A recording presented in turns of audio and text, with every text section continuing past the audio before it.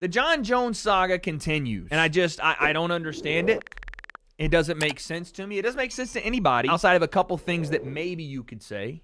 But as of today, June 10th, 2025, we still have, I don't want to say no answers, relatively no answers on Jon Jones and his whereabouts and where he will be as far as the UFC is concerned in their heavyweight division. The most important division in combat sports. There's some developments. They don't really answer any questions, but Dana White finally was in front of the media. So this is the first time we've heard him speak about the whole Jon Jones situation and what's going on with what happens next with Jones, what happens next with the heavyweight division, and some things that even Ariel Helwani is saying. And by the way, I've seen this recently, and I'm kind of just like, what has happened to people online? There's this like lack of trust in Ariel Helwani's reporting when he breaks news or when he says things that are happening behind the scenes that eventually will come out. I don't know where people are like, oh, I can't trust Ariel. I can't trust Ariel anymore. Like, if you don't like Ariel's opinions on things, because he does from time to time offer opinions that aren't based on reporting, they're not based on his reporting, they're just based on the way he sees a fighter or the way he sees a fight, whatever. But when Ariel reports stuff, it's pretty much dead accurate. I don't remember the last time Ariel missed a big story. I really don't get it. Like, you don't have to like Ariel. I personally do. He's a good friend of mine, I would say. And this week he had this to say, I guess, on his show, that Jon Jones, because we'd all asked the question, is Jon Jones running from Tom Aspinall? Is the UFC just not making the fight? Apparently, it's not what Jon has been saying in the public, that the UFC knows his stance and they can strip him if they want. That he's willing to vacate, that he has no problem getting rid of the belt, that this thing is already said and done, because that seems to not be the case. According to Ariel Helwani, Jon Jones had initially agreed to fight Tom Aspinall, then went back on his word and backed out of the fight. Quote, Dana White said Jon Jones was offered the deal and accepted the deal. The problem is, he didn't tell you the whole story. He didn't tell you how he went back on his word. Eventually, that part will come out. So this, to me, changes a lot of things from it just being the UFC's not doing their job. And again, I'm still on that bandwagon. The UFC needs to do something about this, but this is a clear duck at this point. Point blank, period. There is no other way to say it.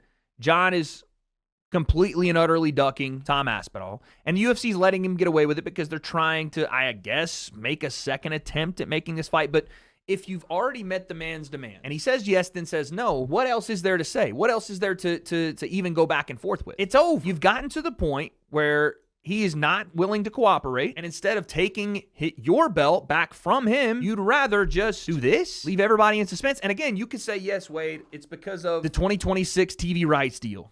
And yeah, okay, that's fine. But when they get a new deal, are they going to give Jon more money? Is that what the thinking is? Because let's say they get the new deal, then they strip Jon.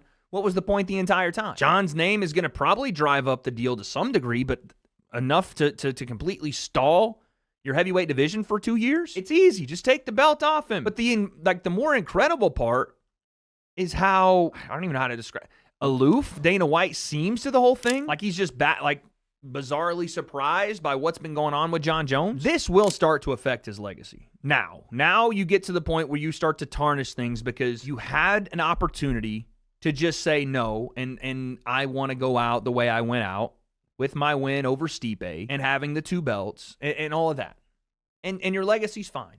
Or you had the opportunity to play your game with the UFC, ask for your 10 to 20 to 30 million, see if they'd bite, and then ultimately, if they did, we have the fight. But when you say, yes, okay, that's the number I want, I'm ready to go, and then say, you know what, never mind, that starts to me, it just is like, okay, you clearly are either scared or you don't like this fight. It's hard to start seeing you as, or I guess keep seeing you as the GOAT when you don't want to fight, yet you don't want to give the belt up. Anyway, here's Dana, press conference Saturday night after UFC 316, talking about the fight. I want to ask you about something else outside of tonight.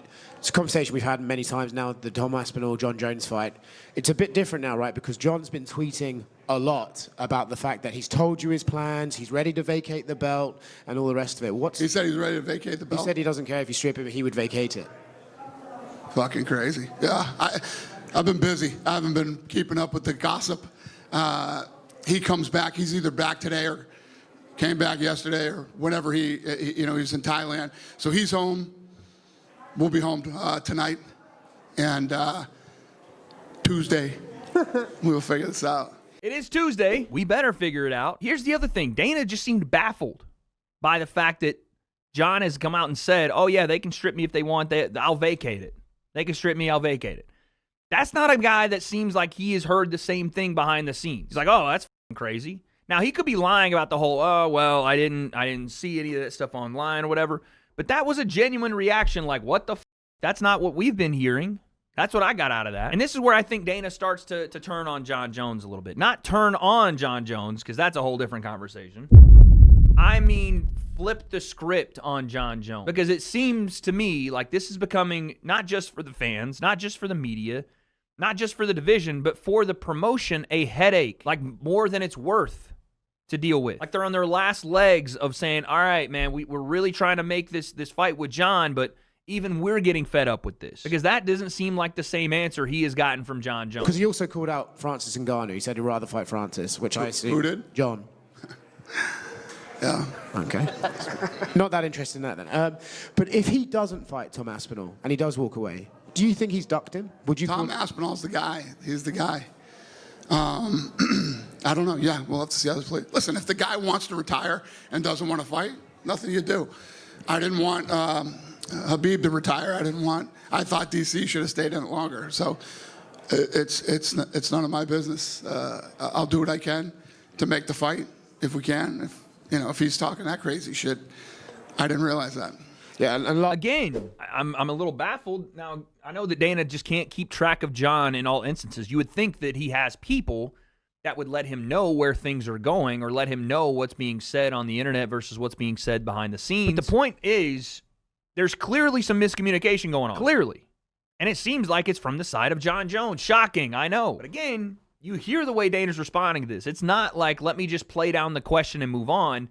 There's parts of that, but it's also like a frustration level growing as these questions or as these quotes from Jon Jones keep coming out. You hear him right there. Well, if he's talking that crazy shit, then yeah, I don't know. This is something that's clearly, again, to me, the UFC has taken a stance now. They're like, listen, we're getting tired of this. That's what I hear when I listen to Dana White, outside of the croaky voice and all that. Last one on this. I remember the time when GSP announced he was walking away after the Johnny Hendricks fight, and you said he owes it to the belt and the company to at least defend it against the guy that rightfully should fight for it. Do you think that's kind of the same here with Jon? Yeah, but Jon's been Jon since he walked in the door here. And yeah. By the way, Oscar stuck it on him. Holy shit. This is something I said in my video a couple of weeks back about how Dana reacted to George St. Pierre potentially floating the idea of retirement right after the Johnny Hendricks fight, and how he's approached, or how the UFC's approached this talk with Jon Jones. It's been completely different. Jon's been Jon since he walked in the door here. That doesn't mean anything, by the way. All Dana means when he says that is that Jon's tough to deal with. Whereas GSP, he could probably snap his fingers, and GSP, because he was a good guy and a company man, would oblige. Dana knows that Jon is tough to deal with, and oddly enough, Dana's always had a soft spot for Jon. Even when Jon was the biggest fuck-up in UFC history as a champion, Dana still would have allowances. And he's honestly, again, because Jon's the greatest of all time, he's had some of those allowances with Conor McGregor. Not that they're on the same level, but Conor throws the dolly through a bus window, gets arrested, they make the fight. We all wanted to see it, so it happened. And yeah, I was younger then. Yeah. Realize shit doesn't go the way you would like it to go all the time.